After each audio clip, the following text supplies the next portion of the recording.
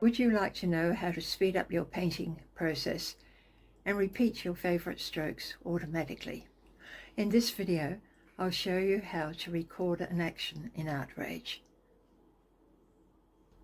Actions let you capture a single task, like selecting a brush, applying a color or a stroke, and repeating it instantly with one click. Well, how is that different from a script?